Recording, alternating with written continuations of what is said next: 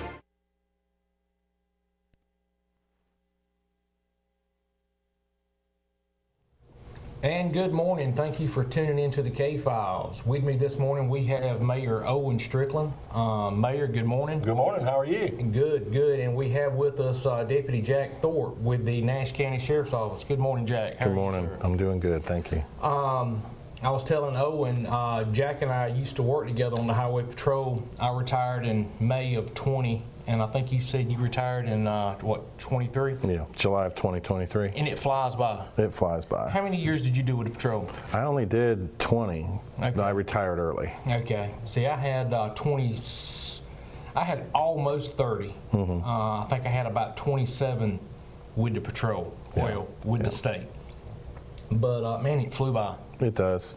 It flies by. I remember being a young trooper in like 2006, working in Johnston County, and next thing you know, I'm at TSU. Next thing you know, I'm retired, just like that. I remember sitting in basic school. Major Dick Jenkins came in. I was 21 years old, and he came in and he said, "How many of you in here want to be a millionaire?" Okay, I mean, I raised my hand, and I'm like, okay, everybody did, you know? Yeah. And he said, "I'm gonna give you a piece of advice. In your own business. Starting today, every day throughout your career, go home at the end of your shift and write a paragraph, just a paragraph, a few sentences about your day." He said, "And in 30 years, you will have written a bestseller." And I thought, "Pfft, yeah, okay." But you know, that is so true, man. Very That much is so so. true. It is Very true. much so. Because everywhere I've ever worked, I work with a bunch of guys who like to cut up, carry on, you know, play jokes on each other, and to have documented that, recorded it, took pictures, nobody would ever believe it. When I was stationed up in Orange County years ago, I can remember going in the bathroom, and you know, you just kind of taking a break from everybody, and they like thump fireworks under the bathroom door. You know, as a prank, you know. Friday nights we would cook on the grill, steam oysters, make homemade ice cream up here at Halifax on the weekends. The camaraderie, you know, just That's what I There was a miss lot. that. Yeah, That's what I miss from I probation. miss that. You know, There was a lot of that. I miss it too. Yeah. I don't miss the workload, and I don't miss the job, but I miss the folks that I met and had a good time with. Yeah. In High Point Police Department and Guilford County Sheriff's Office, and, probation, parole, and High Point.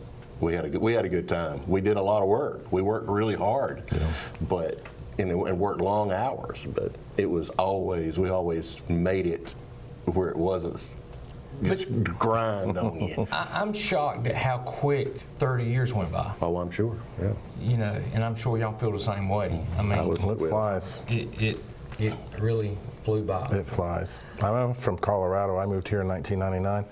I've been here 26 years, and it feels like 5. So you've seen some changes here too. I have. Yeah. Quite a bit. Yeah. Yeah. So let's talk about Texas. I understand that you and K9 Fiji were recently deployed to Texas to help with flooding and We were. unfortunately recovery. Can you tell us about it? Sure. I have to step back a little bit because one of the first floods that we ever did was in Canton. I don't know if you remember, it's probably 4 years ago now, maybe 5 years ago. There was a flood in Canton. There was heavy rain. It was like 10 inches over a period of maybe 3 or 4 hours. And it's that valley going down the mountain up there, and the whole campground was wiped away and all kinds of things. And when I went there, I was shocked. Like, it's the first flood that I've ever really worked in a disaster zone like that. Most of our calls are cold cases. We'll work a crime scene with a cadaver dog, or we'll do a drowning. I do a lot of drownings, unfortunately, but this was a little bit different. And when I got there, I was just shocked at the devastation of it. And then fast forward to Helene. We spent 2 weeks in Helene, and we were successful in our job. We found several of the missing people, but the devastation from that was 1,000 times worse than Canton. And I remember because, yes, I'm a deputy and I do run Fiji with the Sheriff's Office, but I'm also the president of the North Carolina Troopers Association's K9 unit, which is a group of volunteers who also run cadaver dogs. And so they're with me whenever I go to these major floods or disasters. And I had one of my handlers, who's now the director of that unit, her name is Anicia, and we were driving up there and we kept getting stuck. We couldn't find an area, or a way to get further west to get toward Asheville the first night. So we had to go 50 miles back and then go the next day, and we were able to get an escort through all of the devastation on 40 to get up there. And when we got about 10 miles out of Asheville, it just started. There was destruction everywhere. It was all over the place. I've never seen anything like it. You could look to the left, to the right, behind you, forward, up. No matter where you looked, something was broken, something was wiped away, somebody was missing. And so Helene was the devastation there was just amazing. We were working apartment buildings with FEMA, so we got attached to a New Jersey Task Force 1 from FEMA for their first week.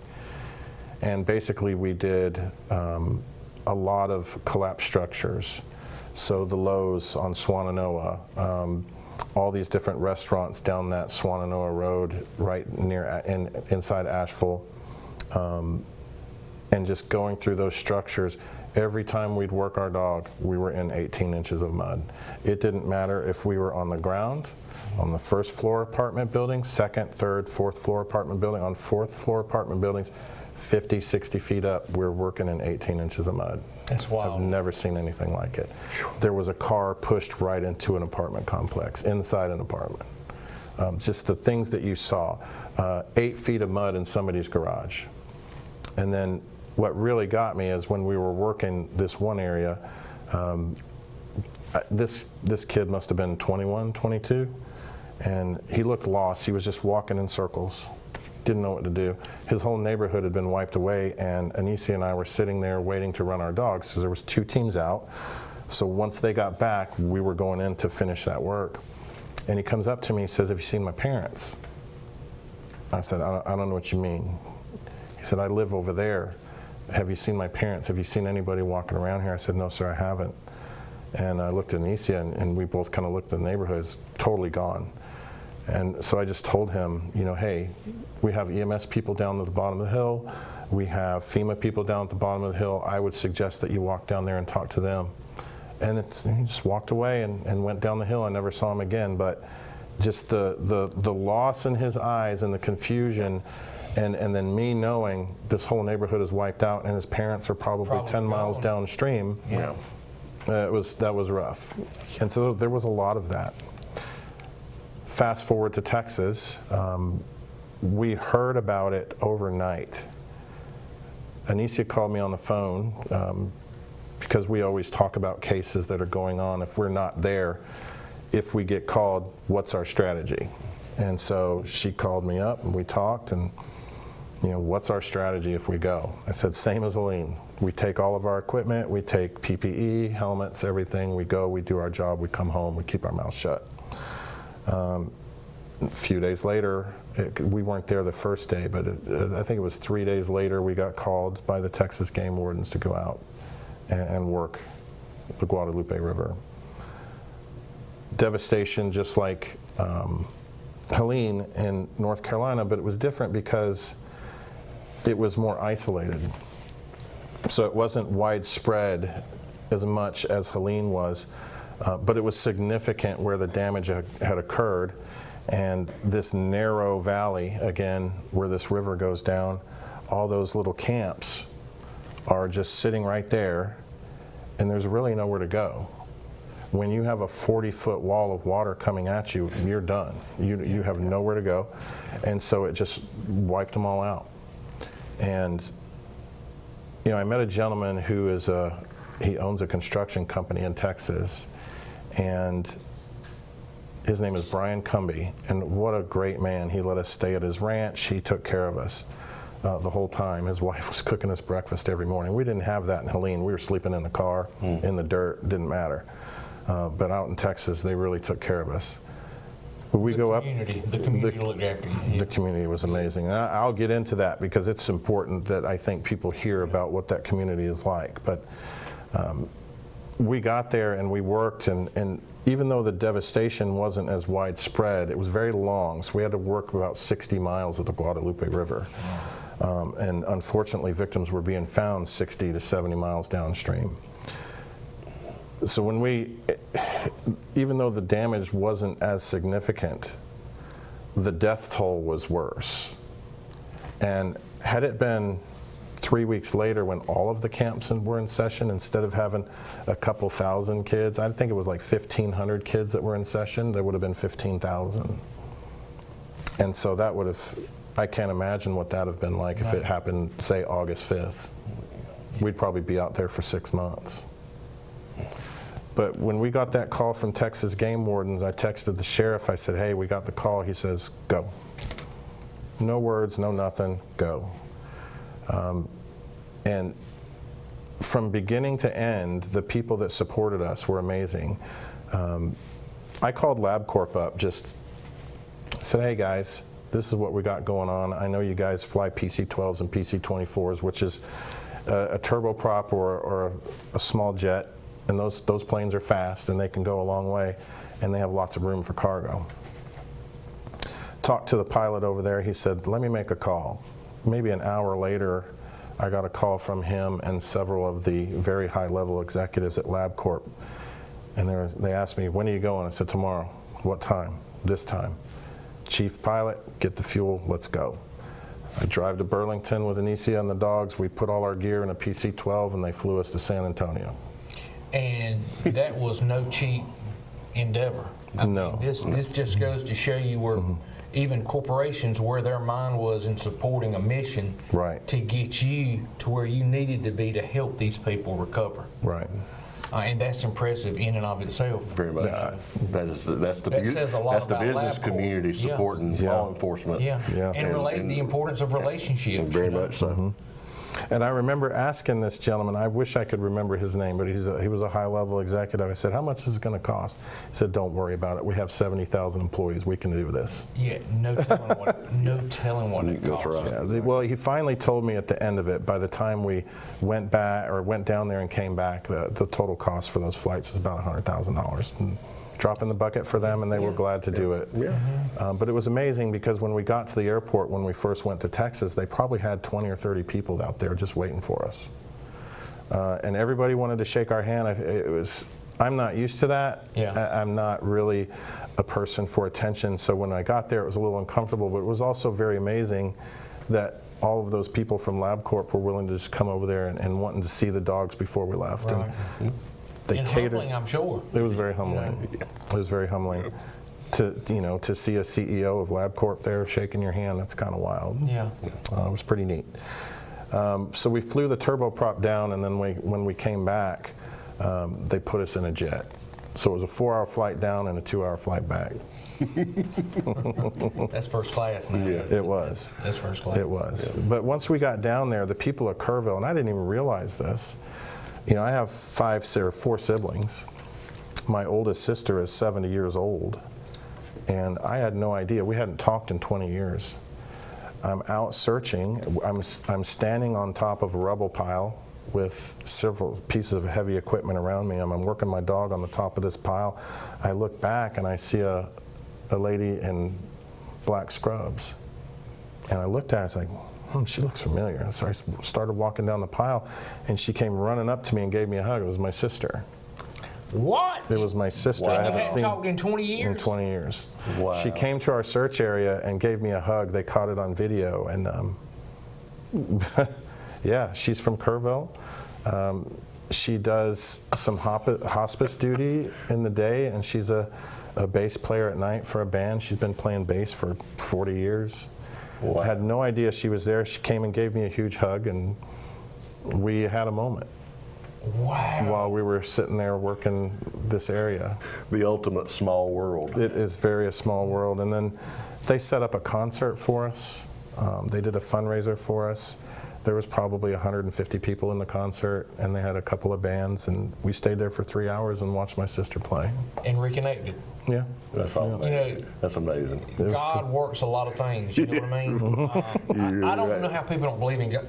God made that happen, man. You can say what you want to, God made that happen. Yeah. Yeah, because the chances of that happening randomly are astronomical. Yeah. They really none. Like winning the Powerball. Exactly. And her house, you know, is gone. So she lives in Ingram, right on the river. So her house was completely damaged as well. But yet she found a way to come find me and then try to do fundraisers for us. Right. And every restaurant we went to eat, somebody would come up to our table and say thank you. One couple came up to our table and gave us a full gift card to this restaurant that we were at, but we didn't get a chance to use it because the couple behind us paid the meal. And this was just a constant. We never paid for a meal while we were there. We tried, but we couldn't do it. You know, when you hear things like this happening, it's always nice to, especially out of town or out of state, when you're serving a community during an emergency. I remember similar things happening during the hurricanes years ago. It's almost like your money's no good. These people, not that you expect it, because I didn't expect it, but it warms your heart. It lets you know that there's hope for society. They're so appreciative of you, your efforts, your team. It just makes you feel good. It was great. It was amazing. And we always try to pay for our meals, but for them to come up and make that offer, that kind of boosted our morale, and in turn that made our work more efficient. And they probably see clearly that you're not from Texas. You've traveled down, and it's just their way of saying thank you. Yeah. You know. Yeah. That is Well, you've got people taking care of other folks. Yeah. That's They are. what it's all about. Right. well, you've got your K9 Fiji with you. She is. She's in the car at the moment. Okay, we're going to take a quick break, pay some bills, and actually, here she is right here. Aw. And we're going to have you and her do a little K9 demonstration for the viewers. Is this actual photos from Texas? That's from Helene, the Okay. one where she was on the boat. That was on the Guadalupe River in Texas. Now, how old is she? She's 4. 4. And She's the beautiful. breed? Thank you. She's a full-bred German Shepherd with long hair. Okay. She's kind of quirky. She only weighs 50 pounds. She's got a crooked ear and a rat tail. Wow. So she's not a show dog by any means, but we do have great success with her at crime scenes, disasters, and different places. Now, is this y'all Insurance. about to leave or coming home? That was us about to go to Texas. Okay. It was still in the hangar. They put us in the plane in the hangar, and then they pushed it out and we took off. Man, that's Cadillac. That's impressive. Shout out to LabCorp for that. Yeah, They were great. We do appreciate them for taking care of these folks, because we can't, governments can't do it Can't do it by all. themselves. in situations like this. We just, we have taxpayer money, and taxpayer money it comes in sporadically. We don't have tons of money just laying around. So anytime a business comes and helps, and funds things that quickly, we can't do it that quickly. Yeah. I wish we could. Yeah. And the speed at which they did it, being such a large corporation, it was only a couple hours before I had an answer. Yeah, And, that means their bureaucracy is very, very efficient. Yeah, it sure is. Look at our president. I mean, people with a business mindset, they want things to happen, and they want them to happen right now. Government wants to debate it, discuss it, argue it. You can't run an That's right. emergency response through a committee. Yeah. No. Yeah. I've made that very clear to the board in Bailey. Well, let's take a break, pay some bills, stay tuned. We'll be right back with K9 Fiji.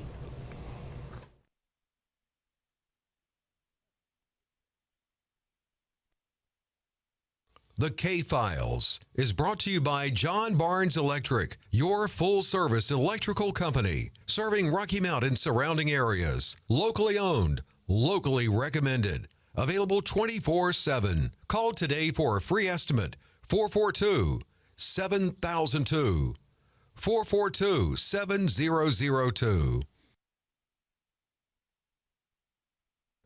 And welcome back. If you're just tuning in, we've got with us Mayor Owen Strickland and Deputy Thorpe with Nash County Sheriff's Office and K9 Fiji. So what are you going to kind of introduce us to her? So Fiji is, she's a 4-year-old German Shepherd. She's a long-haired German Shepherd. She likes to play with Very toys. playful. She loves her toy. She works for the toy. She usually doesn't get this blue ball unless we've done something at work. So we did something earlier this morning to make sure that she gets the toy for working. She's 4 years old. She's about 50 pounds. So she's a small German Shepherd, but she has a lot of power because she works so much. So very lean and in shape. But she's a little quirky. She's kind of silly. She's got a crooked ear and a little bit of a rat tail, but she is definitely a worker. And when I first got her, she failed bite sports is where I got her from. There's a breeder in Richmond, North Carolina, or Virginia. She called me up and she said, I have this little dog that really likes to smell stuff, but she's terrible at biting people, so we can't use her. You want to come see her? I said, sure. This was 3.5 years ago or so. She was about 6, 7 months old. I know, girl. Here, have that. So we got her at that age, and I went up there. Come here, Fiji. Plots. Thank you. Got her at that age, went up there, and I looked at her, and I was like, I don't know if this dog's going to work out. And the breeder said, well, why don't you just throw a toy out in that field over there? I said, okay. And the grass was about 7 or 8 inches tall, and I threw that toy as hard as I could throw it. Probably went 100 feet in the field, and for the next 40-something minutes, she searched for it till she found it. Wow. And she went home with me. She's amazing. Yeah, she went home with me. Come here, baby. I love fur babies. Me too. Yeah, I work with them all the time. So she's the best. I've been running cadaver dogs since 2001, and she's by far the best dog I've ever worked. I've got a little baby, or a couple of little babies at home that would love to Figgy. play. But my only concern is mine are a little bigger than this one. Yeah. Let it go. Out. Thanks. Plots. What is the biggest difference between like a cadaver dog and your traditional canine like the sheriff's office has, like what I would call a street dog? So a lot of the apprehension dogs or dual purpose dogs or what you would call a patrol dog, they're usually trained to do some type of detection, whether it be article search for a gun out in the field, somebody's shoe, a piece of clothing, or whatever. But they're also trained to, chase and bite when needed. So If there's a suspect running that might be dangerous, somebody that has a gun, or you need to search a house and things like that, use the apprehension dogs for stuff like that. She doesn't do any of that kind of work. Her specific job is only human remains detection. That's all she does. And then you do have other detections dogs, like narcotics dogs. We have several dogs at the sheriff's office that do narcotics only. Ooh. You'll see them on traffic stops, things like that. You were talking about something earlier. 18 inches of mud on 3, 4, 5 floors. I got a question. Yeah. Boots or no boots on the puppy? No boots. No boots. Okay. And I'll explain why. And let's go into PPE a little bit. So when we go out and work collapsed structures, we do wear gloves, we wear helmets, things like that. When I work Fiji in a collapsed structure or at a disaster zone on a rubble pile, not only do I not put boots on her, but I take her collar off and I make sure that she has nothing, absolutely nothing on her body, because on these piles and things you could get caught. And I have seen where somebody might have left a collar on or a harness on a dog and it got caught and we had to go rescue it. So we don't, I don't put her in a harness. I take her collar off, whether we're working on the boat or on a rubble pile or in a collapsed structure, we do that. As for the boots, we don't put boots on them, and I think people don't realize this, but we want to be safe, and so we always make sure that their safety is paramount when we work them, but at the same time, we can't put boots on them because they have to work these piles, whether it be a concrete rubble pile or a wood strainer like we work in Helene and Texas. They have to be able to feel their way up those piles and through them, and with the boots it takes away that sense of touch, and so it can cause issues with them navigating through piles like that. So it's, when we're talking about agility for a dog, we're not just talking about going over a wooden thing or jumping a fence. These guys are climbing up very steep areas and then they're 40 feet high on a pile. We have to make sure that they can feel that. Okay. And so it's actually safer to leave them off than it is to put them on. Yeah, because, one of mine had a little issue. Got stepped on something, don't know exactly what it was, and I would have a concern of that, you know, just to see. Well, and a lot of people do, and then I explain it to them, and they say, oh, okay, I get it. It makes sense. It does make sense. And so when we're in 18 inches of mud, again, when we're going through these apartments and things, she has to feel her way through that too. And so when she's pushing her feet down in that mud, the only thing that's given her that sense of that foot stopping, that she can move forward, is that sense of touch on the bottom. Well, you are beautiful. You are. She knows it too. Yes, she does. You're not stupid, are you? And she's a hugger. She loves to hug. Oh yeah, she's hugged me already, and that is very unusual for a canine. Because not only will she hug you, but she'll pull you in like a human. And that makes it even better. Yeah, it sure does. Which makes me happy. He's very, very connected, ladies and gentlemen. He's very connected to this little one. Sure am. And I say a little one because you still are a little one. Yes, you are. Yeah, that's as big as she'll get, 50 pounds right there. So she's very small for a shepherd. Yeah.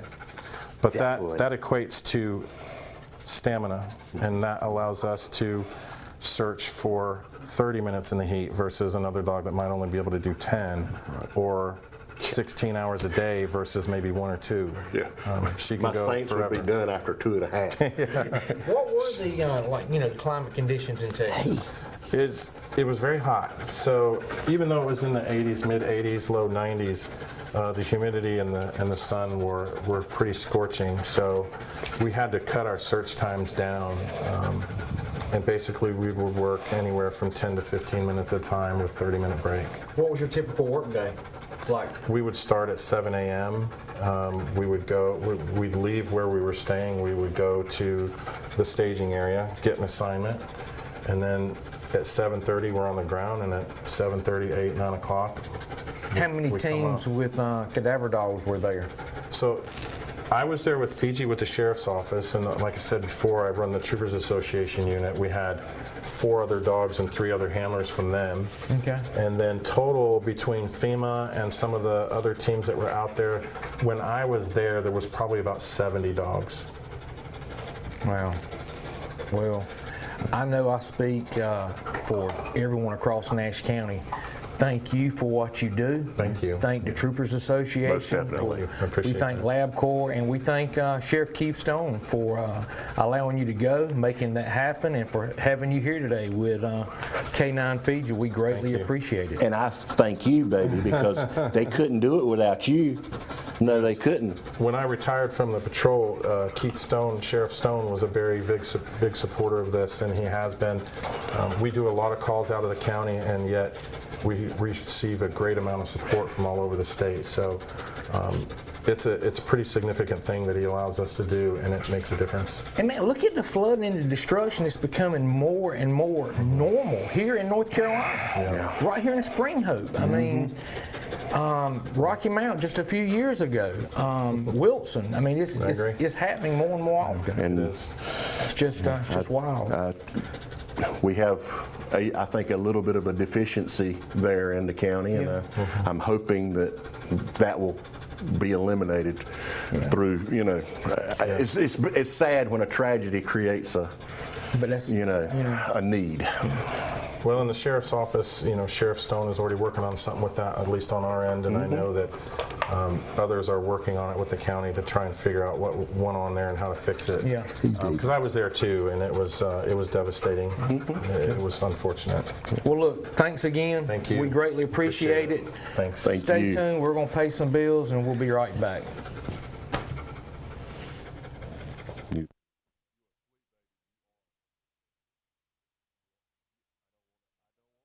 The K-Files is brought to you by John Barnes Electric, your full-service electrical company, serving Rocky Mount and surrounding areas. Locally owned, locally recommended, available 24/7. Call today for a free estimate, 442-7002, 442-7002. We've had rain every week since April. At some point during the week, we've had rain. Well, that's good for farmers, that's for sure. Yeah. Well, last year we went from like March through about June where it rained almost every week, a part of every weekend. Well, that hurts his feelings because I haven't been to the beach. I haven't been to the beach since Big Rock. Wow. They're people missing you down there. The people at the tackle box They're are calling. like, JP, where are you alive? Where are you at? Yeah, they hadn't sent out the search parties or I'm like, I'm working. the dog to catch him. I don't go to the beach knowing it's going to rain. Oh, okay. Or be cloudy. I mean, if I'm going to sit in the house, I'm going to do it at home. Yeah, I'm not big on the beach. Never have. I'm just, I just seem to stay home. Now, Fort Macon, I'll go to Fort Macon a dozen times. Have you ever been to Fort Macon? The past 2 or 3 years, they've had Halloween, like haunted tours at night at Fort Macon. No. And it is, you got to do that, man. You've got to do that. I've never been. I don't particularly care for Fort Fisher. There's not enough actual history there for me. I mean, it is still a fort, but not my tradition for a fort. What do you think about that K9 Well, demonstration? it's a good thing he keeps his car locked. Because I'm a dog guy. I mean, we're constantly, even though we don't need any more, we need another dog like we need a hole in the head, we always still look and say, oh, that's a beautiful animal. And canines are so stinking smart. Well, people might say, why does Nash County need a cadaver dog?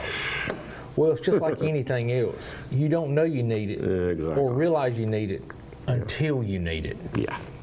I'm just glad that Nash County was in the situation that LabCorp could work with the Sheriff's Office to deploy this asset to Texas to help those people in need.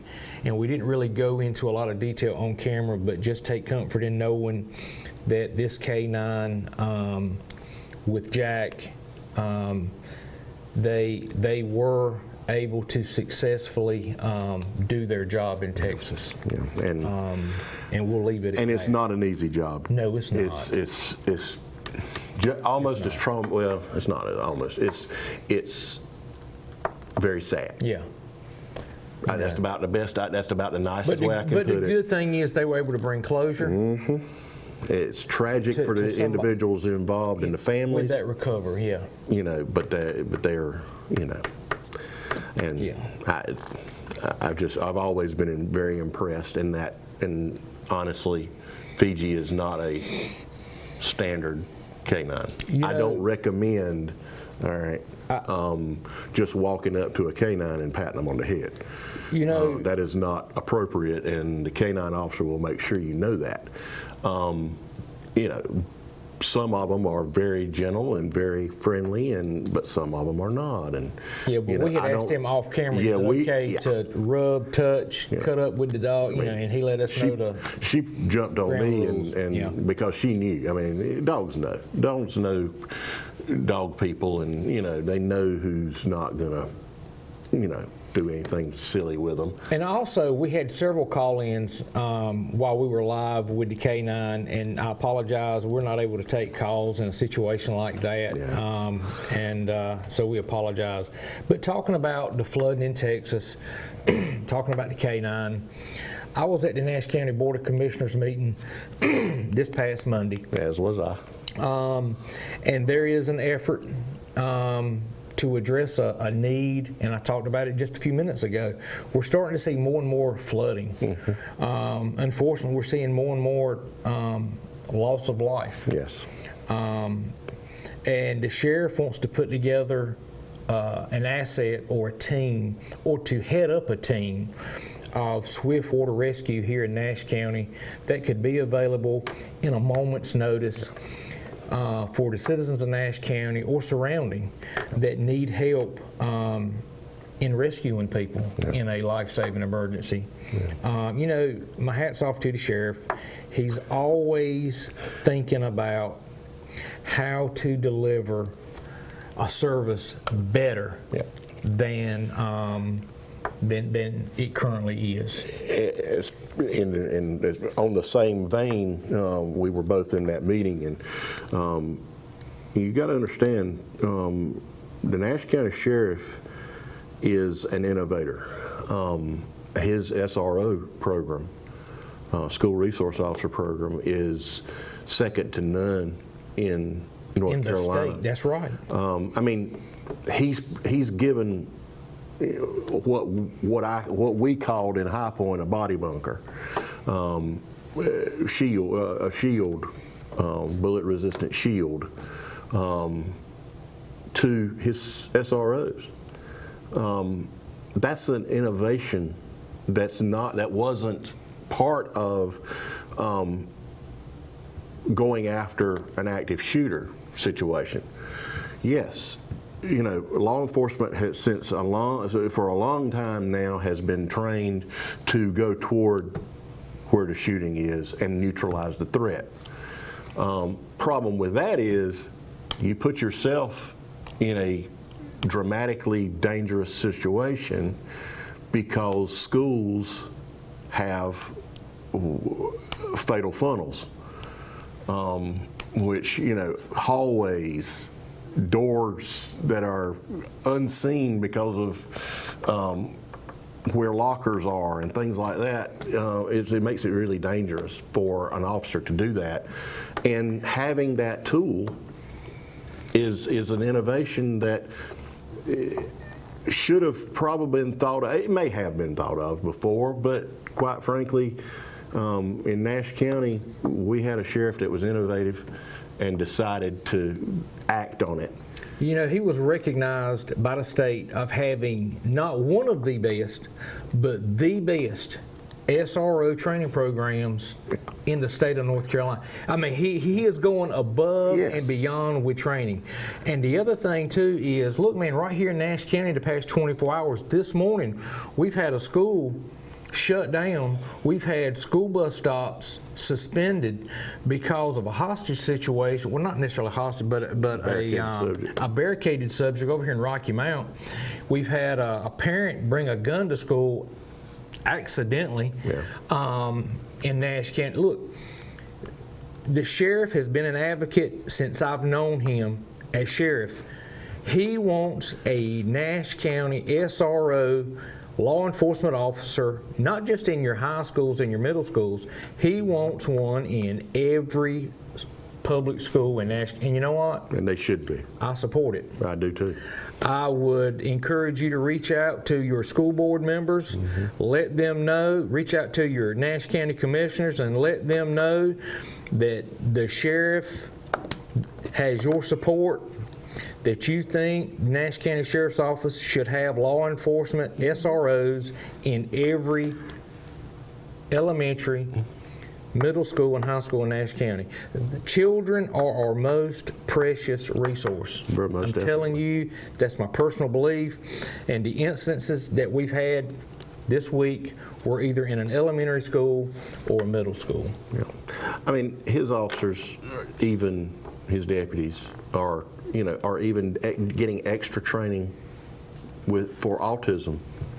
That's right. For children how to with deal autism. with Because that's a different. They operate differently, and they can't help it. Yeah. And they don't necessarily operate in a way that is Traditional. Right, Yeah, exactly. traditional. That's a really good way to put it, traditional. Because, in law enforcement, we have been taught old school mentality, ask you, tell you, make you. Well, if this child does not know how to communicate, yeah, that doesn't work. Next thing you know, you're going to end up having to unnecessarily put your hands on this child. Yeah. And my hat is off to the sheriff in that aspect. Very much so. Sending deputies to get this this type of training of how to recognize autism and dealing with this child or this young adult in a different kind of way. Again, my hat's off to him. Me too. But look, Mayor, it's good to see you. Good to see you. For coming. You call me anytime. I enjoyed it. I especially enjoyed today, but I did too. I enjoy this. This is. There's a lot we could talk about, but we'll just put it on the back burner until next time. Lay it down. But folks, look, thank you for tuning in to the K-Files. We greatly appreciate it. Remember my brother John Barnes Electric. He sponsors this show.